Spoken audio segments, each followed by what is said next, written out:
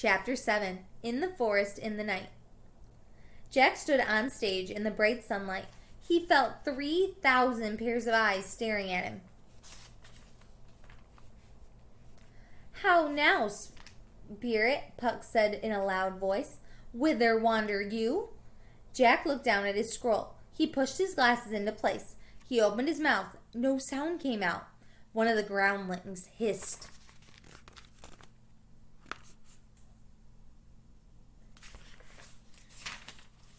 "How now, spirit?" Puck shouted even louder this time. "Whither wander you?" Jack closed his eyes. He felt the summer night. He took a deep breath. He cleared his throat. He looked at his speech. Then he began to read. Over hill, over dale, through bush, through briar, over park, over pale, through flood, through fire. I do wander everywhere, swifter than the moon's sphere, and I serve the fairy queen. As Jack read, the audience grew quiet. Jack forgot he was Jack. He was in a forest, in the night, talking to Puck. When he finished, not a single groundling hissed or threw things. Jack took a deep breath as Puck started his lines. Jack knew he had one more speech. His heart pounded, but it was more fun from excitement now than fear.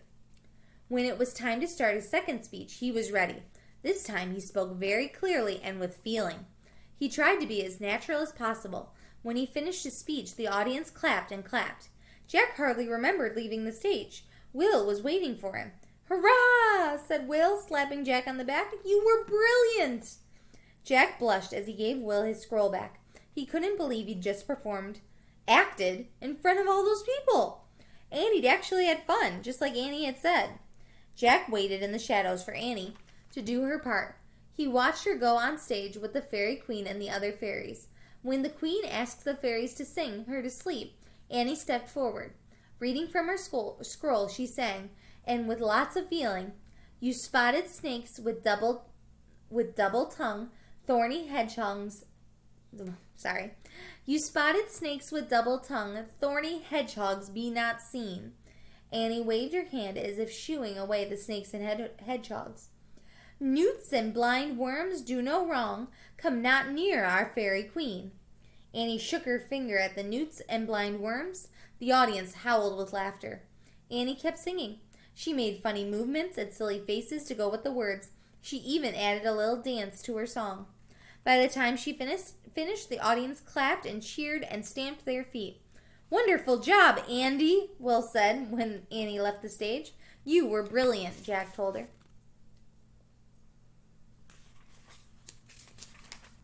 "Thanks," said Annie. She gave her scroll back to Will. "Do I go on again?"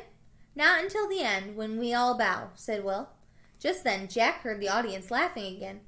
He really wanted to see the play, so he found a shadowy spot at the back of the theater and watched from there. Jack couldn't understand everything people said, but he could understand the story. It was about people in love, but none of them were able to marry the people they loved. The funniest part was about the fairy king and the fairy queen. The king was mad at the queen, so he put magic juice on her eyelids to make her fall in love with the first person she saw. Puck worked for the king. He wanted to make the king's trick even funnier, so he put the head of a donkey on a funny man. When the queen woke up, she saw the donkey man.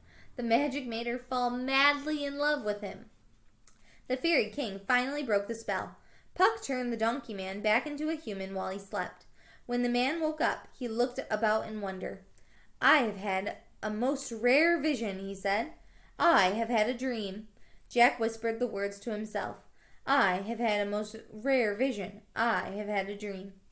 Beside him, a group of actors gathered for the last scene of the play. "My lion mask is missing," one of them wailed. "I cannot be a lion without my mask." "Hush! Of course you can," said Will. "Just roar and roar again." Will pushed the actor on stage. He wiped his brow. Then he caught sight of Jack. "Get Andy," he said. "It's almost time Get Andy. It's almost time for our bow." "Annie? Where is Annie?" Jack wondered. He hadn't seen her in a while. He peeked into the costume room. She wasn't there. Jack's heart started to pound. He had a scary thought. "Oh no," he whispered. Jack ran down the stairs. He opened the door. He was happy to see Annie running out from some trees behind the theater. "It's time to bow," he said, grabbing her hand. "Where have you been? What did you do?" "I'll show you later," said Annie. Jack and Annie charged upstairs together. They found Will and some of the actors waiting. Puck was finishing the last speech on stage. "Oh, good night unto you all. Give me your hands if we will be friends." "Andy, Jack," said Will. He grabbed Andy and Jack.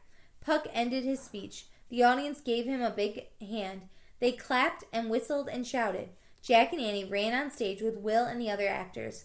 While the crowds cheered, they all bowed, once, twice, and once again. Chapter 8. The Most Important Person. Will stepped forward and held up his hands. Slowly, the crowd quieted down. "Thank you all," he said, "and thank you to the most important person in the world. She has graced us with her presence today." Will made a sweeping bow to a woman in the gallery above the stage. The woman wore a white dress with pearls. A veil covered her face. The woman stood up and slowly lifted the veil. She had pale, wrinkled skin and small, dark eyes. She wore a red wig. The audience members let out a gasp. They all fell on their knees. "Long live Queen Elizabeth," said Will. "Long live Queen Elizabeth," the crowd shouted.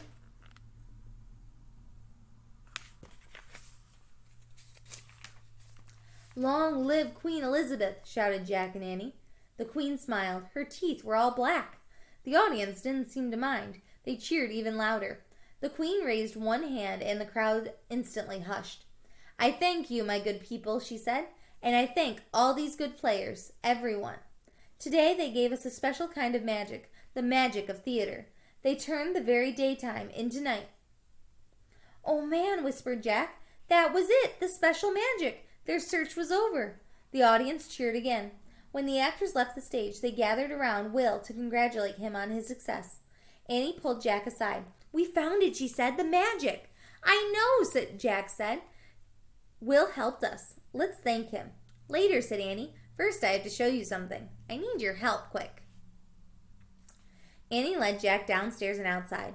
As people streamed away from the globe, the late afternoon sun was going down.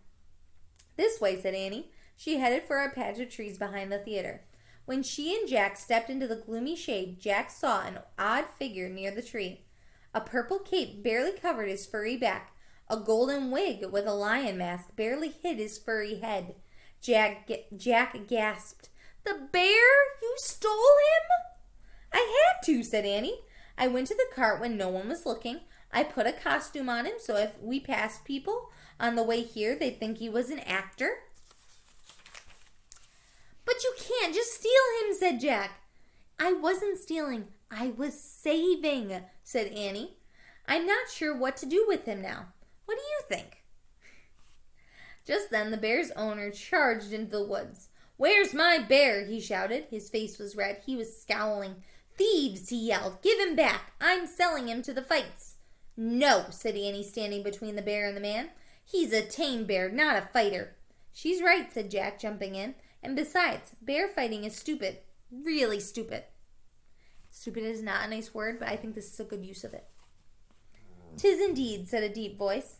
Jack and Annie and the bear's owner whirled around. Will and Puck were standing at the edge of the woods. Oh, I'll have to see if they can help. That is the end of Chapter 8. I will be right back for Chapter 9.